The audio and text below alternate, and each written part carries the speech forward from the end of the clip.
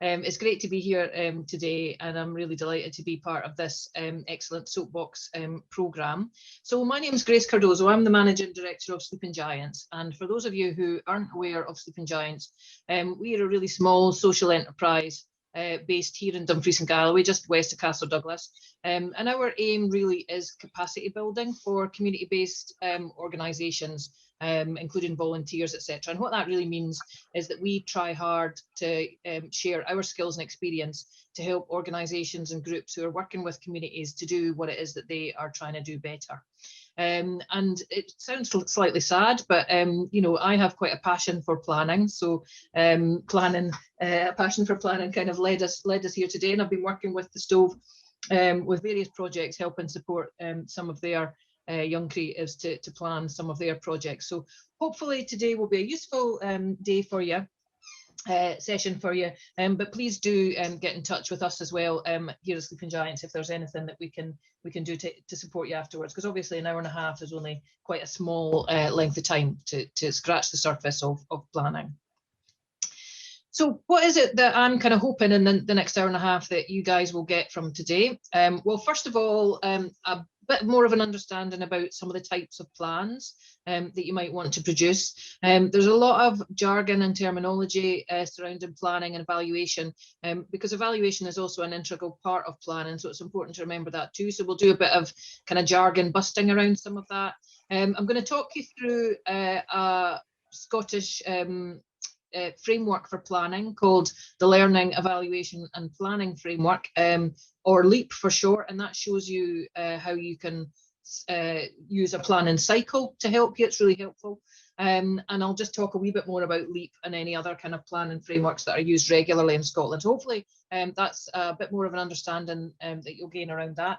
And then in terms of some of the breakout rooms and some of the bits and pieces of work that you'll do, I'm hoping that you'll develop a bit more confidence in defining outcomes, outputs and activities within plans. Don't worry if you don't know what those mean yet, you will do by the end of today. How you identify your measures of success, and then thinking about what inputs you need to make a project successful. So like I say, we'll only really be scratching the surface, but I'm also going to give you some information about where else to go to find out more. So hopefully that will be helpful. Katie's already outlined sort of how to find chat, etc. So one of the first things that I'm going to ask you to do is to tell me a wee bit about why you want to plan. But like Katie was saying as well, in terms of the format we're going to use for today, a lot of it will be presentation based by myself. I'm going to play you a couple of videos from Evaluation Support Scotland. I'm going to in a minute ask you to put some of your own thoughts in the chat, and we'll have a couple of breakout rooms. We're also going to use the tool called Miro, which is an interactive collaboration space, really good for planning with teams, actually, particularly in these kind of this online world that we all find ourselves in. So Katie and I will sort of operate that for you, but you'll see a little bit about how it works. So just so you're aware about what to expect. Katie, I can't currently see the chat at the moment, so if you can just holler if there's anything major that comes out in the chat that you think I need to be aware of, that would be great. So first things first then, tell me a wee bit more about what it is that you are looking to create a plan for. Might be a funding proposal, it might be a project plan. It would be helpful just to get a wee bit of an indication as to kind of who's in the room and what it is that you're looking to create a plan for. So if you could maybe pop some ideas in the chat now, that would be great. And I'll have a wee look.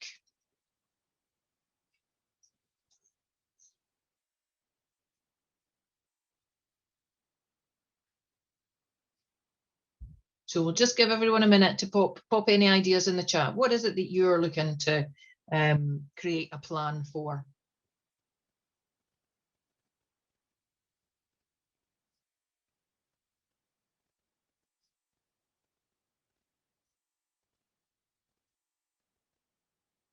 This is where we find out that people think they're here for a digital photography workshop and they're not really here for a planning workshop. So we've got something from Lucy. So social enterprise, funding and grant applications. Thanks very much for that, Lucy. Any other ideas? Any other reasons that people are looking to create a plan?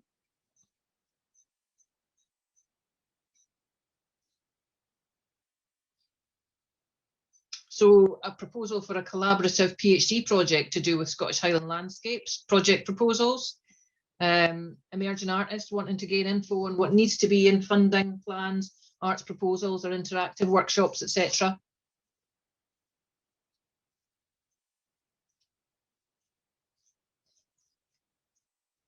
So a real range there of reasons why people might want to create a plan.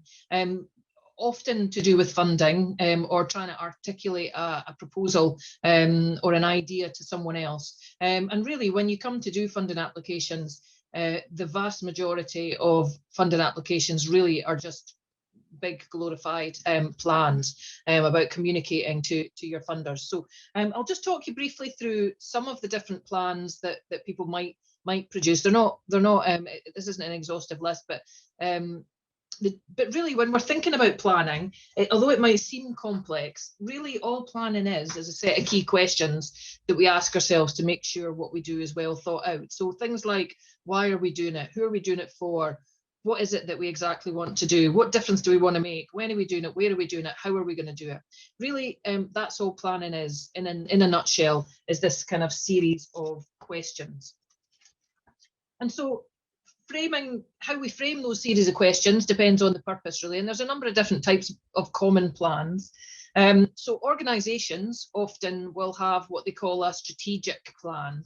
And that's a kind of overarching document for organisations, quite often outcome focused, which means it's the difference that organisations want to make over a longer period of time. It's your sort of roadmap for the way ahead, really. And it's often used for implementing and managing the strategic direction of an organisation. So in funding applications, you're sometimes asked, what are the aims and objectives of your organisation? And usually the kind of vision, mission, aims, objectives, etc. for an organisation can be found in its strategic plan. So that's one kind of plan.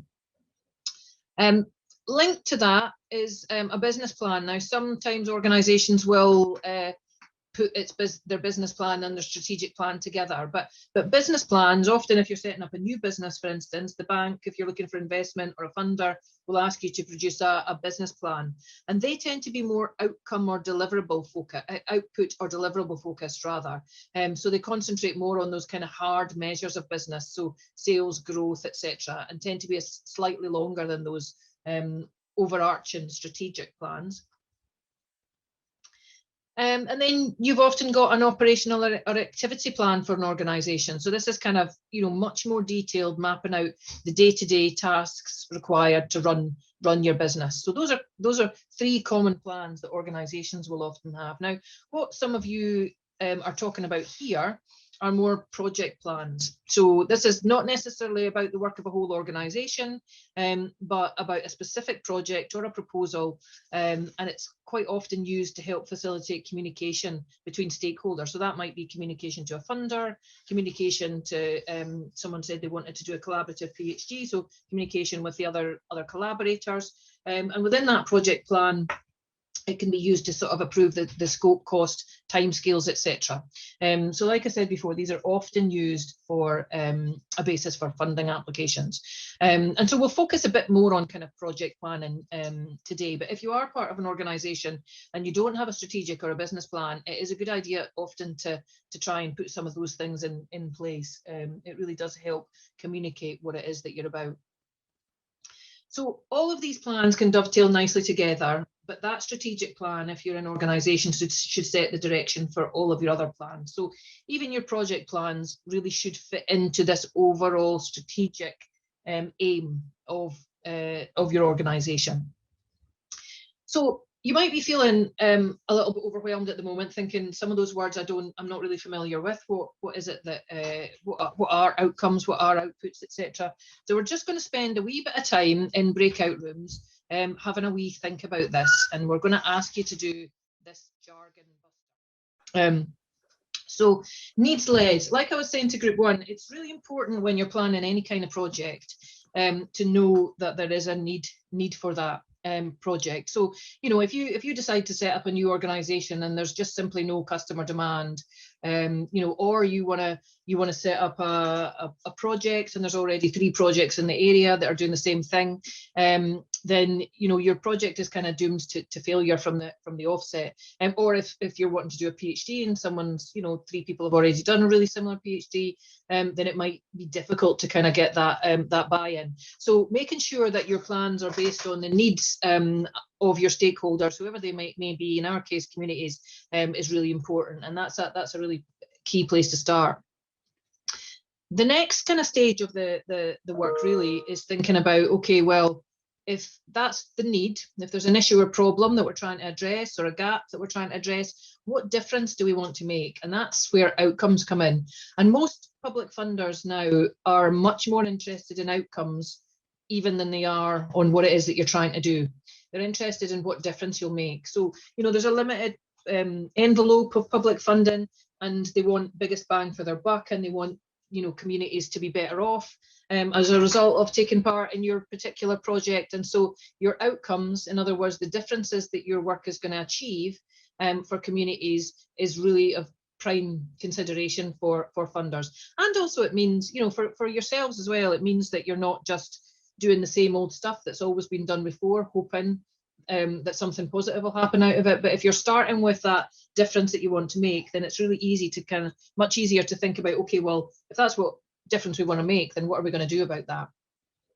Outcome indicators are simply what it says on the tin. It's ways that you know that your outcomes are being achieved. So, if you wanted people to be less isolated, how would you know that? So your difference, your outcome would be less isolated. How would you know that people were less isolated? So what would be an indicator of that? It might be that you would see more people together in groups, or people might tell you they were more isolated. That could be an indicator. And then probably next in the cycle actually is the outputs. So if I skip over inputs for a moment, so your outputs are activities or actions or so forth, are the specific things that you will do to achieve your outcomes. So they should always track back to your outcomes. Whatever it is, whatever difference it is that you're trying to make, your activities should track back to that. So those are the specific things that you will do. And that obviously will take up quite a bit of your project planning, is the how many things will we run, how many things will we produce, this many workshops, that many people, that kind of thing. Linking into your outputs then are your inputs. So in order to deliver all this stuff over here, what do you need? So that might be people, that might be skills, funding, etc. Those are your inputs. And then quite often people stop there in terms of planning, but the next 3 bits are really important as well. So, and again, if you are applying for funding, people are going to want to know, how will you evaluate your project? How will you know that you've made these differences? And how will you learn from the future? And so your monitoring framework, that kind of means of checking that your plan has been put into action and that your targets are being met, is really important. The evidence that you'll collect to help you work out whether your outcomes are being achieved, all of those kind of things. And in the end point, your evaluation, which basically is how well did we do? To what extent did we achieve what we said we were going to? Was it a good project? Was it a terrible project? What are we going to learn from next time? So that whole kind of monitoring, evidence collection and evaluation is really important. And the reason it's important to include in the planning stages is because through bitter experience, I've run projects where suddenly at the very end of the project, the funders are asking you for your evidence of change and your evaluation report, and you've not collected anything throughout the course because you've just been busy getting on with your delivery. But actually then it becomes a complete administrative and logistical nightmare to collect all this stuff at the end. So if you design it from the start, think about ways that you're going to collect it throughout your project, then it's all there at the end to help you make those evaluative assumptions. And if monitoring and evaluation is not just important for funders, but ultimately it's also really important for improving things. We need to be constantly evolving and improving what it is that we're doing and learning from what we're doing. And so your evaluation is really important to help you think about, okay, well, what do I need to do now? So I'll talk you a little bit through that kind of process that I've just described there. And do pop any questions in the chat, by the way, Katie. You can maybe let me know if there's anything coming through. And I'm going to introduce you to some useful planning tools then that you can go away and find a wee bit more information about, and I've included links and so forth. The one by far that I find kind of most useful, and it's been designed by the Scottish Community Development Centre in consultation with communities, is the LEAP framework, Learning, Evaluation and Planning. And they show it very much as this kind of cyclical approach. So just like what we talked about in the jargon buster thing, what is the need? Is there a need, first of all? Then step one is about those differences that you want to make. Step two is how will you know that you've made those differences, the outcome indicators. There's a whole big section about planning here. So what outputs are we going to deliver? What do we need to deliver those? Processes are just the overall methods, for example. So your overall methods might be arts-based workshops or arts creative methods, and the outputs would be 17 workshops or 3 toolkits or whatever it is. Those are kind of in more detail. Then you're monitoring. So how do you know that it's actually happening? You're kind of tracking that monitoring system, and then your evaluation. And you'll see really clearly here that the arrows go right back round again. So okay, now we've done our evaluation. What is it that we need to do now? And that's how it becomes cyclical. So if you can get into a really good cyclical planning sort of processes, then your organization will constantly, or your project will constantly be evolving and improving and making sure you're meeting the need. Because COVID has really shown us that need changes overnight almost. What our communities needed one minute was completely different to what our communities needed the next. And so it's really important that we were able to flex and adapt and do things differently to respond to that. And so if the needs changing all the time, then so do we. So I'm just going to show you a wee picture here about Leap Online. So, and again, a link there. If you're somebody that quite likes doing stuff electronically, then Leap is also can be found on in this online tool. It looks slightly different to that Leap planning cycle, but it's the same thing really. It just puts it under 4 key stages. So, a phase where you're analysing, a phase where you're planning, a phase where you're doing, and then a phase where you're reviewing. But it's quite a good wee tool, and it's also a really good tool to collaborate with people if you're working remotely with people and you want to have one place where your planning tools are all together and you can upload documents and all of that. Then the online tool for Leap is really helpful. So really just to kind of draw your attention to that one. So I'm going to talk to you briefly now about outcomes and output and the difference between them, because those, in terms of planning, those are quite often the bits that where people get slightly more confused because they sound the same: outcomes, outputs, what's the difference really? And again, just because I'm really keen to direct you to more information, there's a really useful organisation called Evaluation Support Scotland. You can find a whole range of different tools, particularly around kind of monitoring and evaluation, etc. But they're also really useful just to help. They've got wee videos that help define a lot of this stuff in kind of 60 seconds. So outcomes are the changes or differences that you hope to make through the work that you do.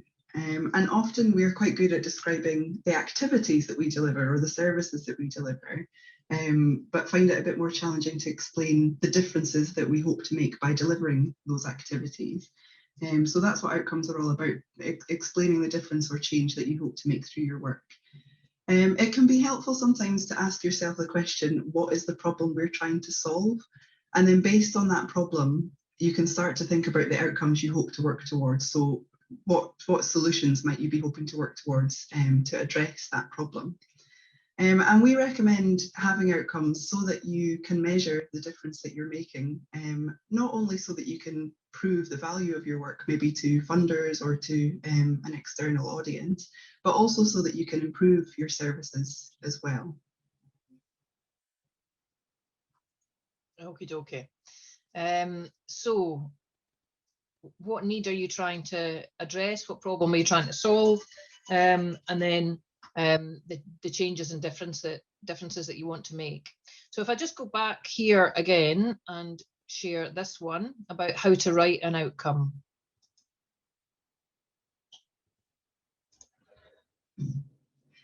Because outcomes are about change, they should always contain a change word. And by that, we mean a word like increase, decrease, reduce, improve.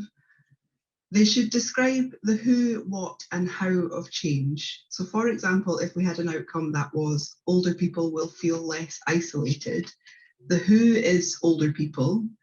What we're hoping to change is how isolated they feel. And how do we hope that will change is the less. So the how refers to the direction of change rather than how will we change it.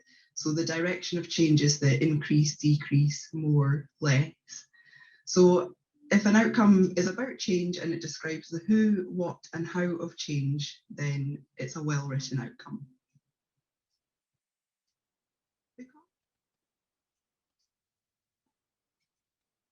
Okie dokie. So those are outcomes, the who, what, and how. And it's outcomes are easier than you think to identify because they always have some kind of change language. So usually outcomes will have something like less, more, increased, decreased, greater, those kind of things. So if there's some kind of change language there that indicates movement of some description, so something getting better or worse, etc., then it's often an outcome. So if I just share my slides again, I'm just going to talk you through this a wee bit more. So the difference then between outputs and outcomes. So outcomes, if we look on the right, first of all, because we were just talking about that. So those are the results that you hope to get after doing something, the changes. They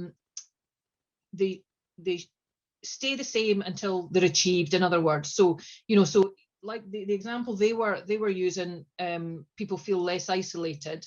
That's ultimately the change or difference that you want to happen until they're achieved.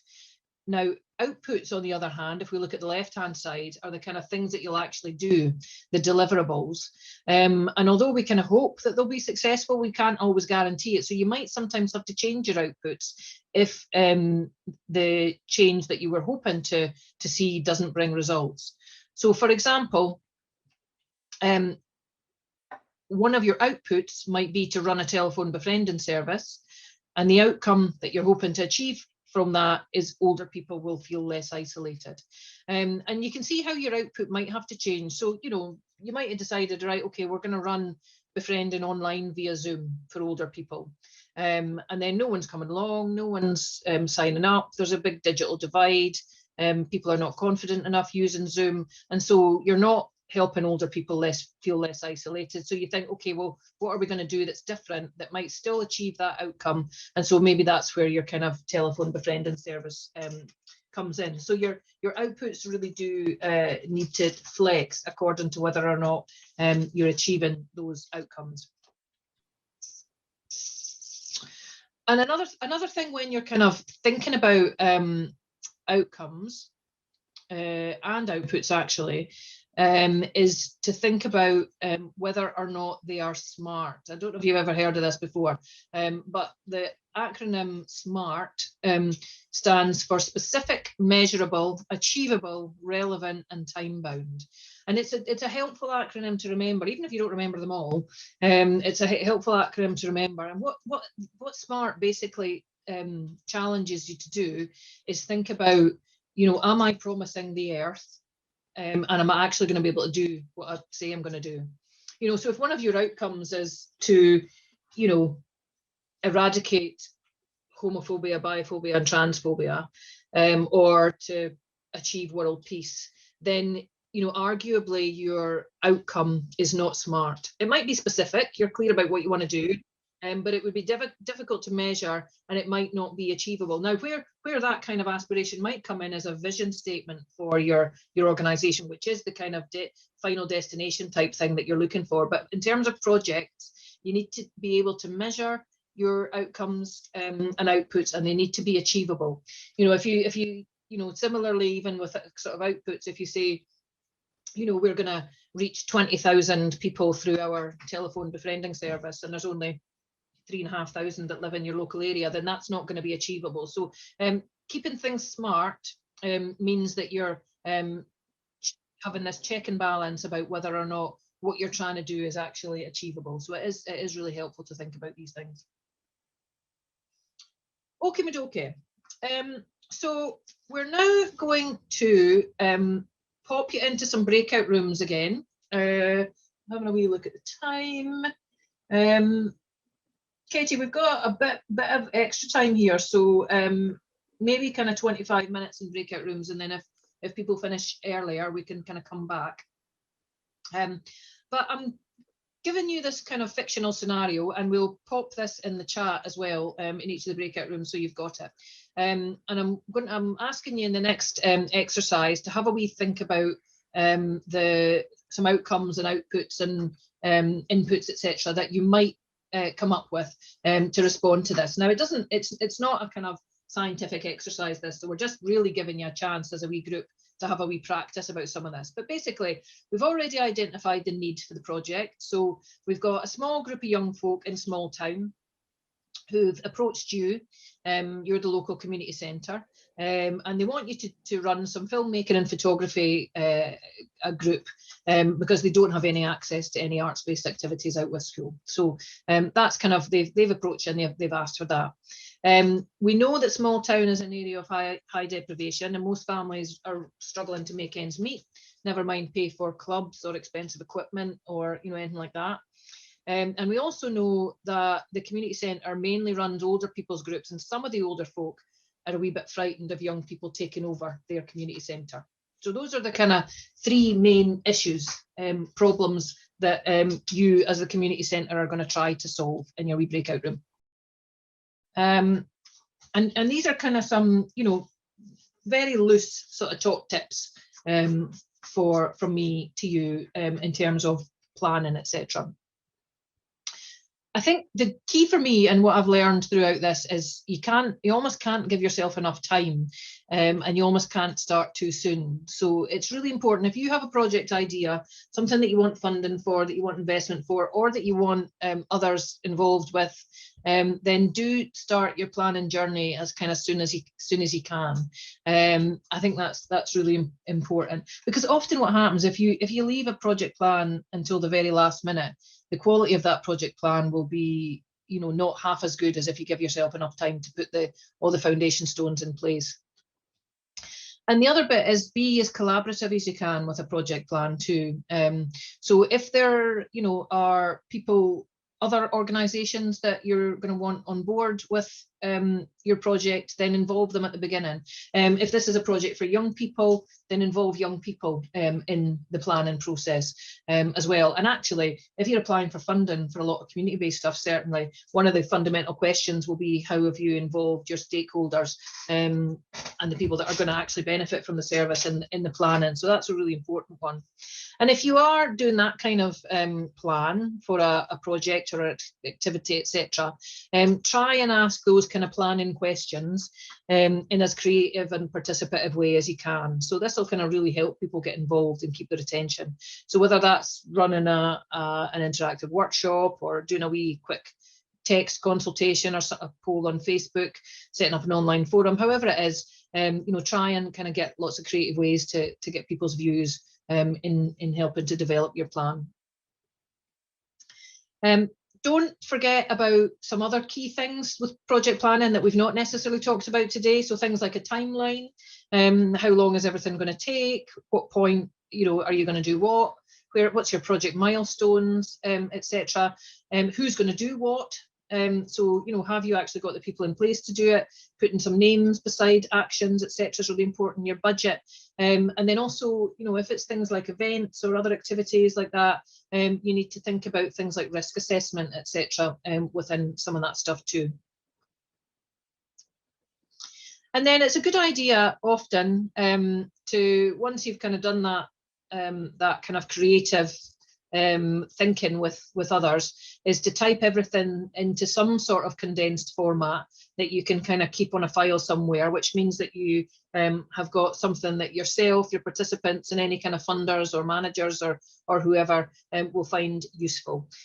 So we've got a few planning forms that we use regularly just to kind of hold our project plans and I've included them in a handouts folder, which I'll give to Katie a link to, and then she can circulate to all the participants. Or things like that online leap space that I showed you before as well. That's a really good place to kind of hold. I think it's free to sign up as well. I signed up ages ago, but I don't think I paid anything for it. Those are really good places to kind of store a lot of that stuff. It's also brilliant for funding, because if you've got a kind of project plan that you've developed a while back, and it's in that condensed format, you know, when funding applications or potential funding opportunities come up, it's really easy just to go back to that condensed document, do a bit of cut and pasting, and you know, populate funding applications with some of the sections that that you've used. So that can be you know, really helpful. And then critically with planning as well, and I know that, you know, it's not something that everybody thinks about straight away, but do think about your kind of monitoring, evaluation, your reviewing, and then start that planning cycle once again.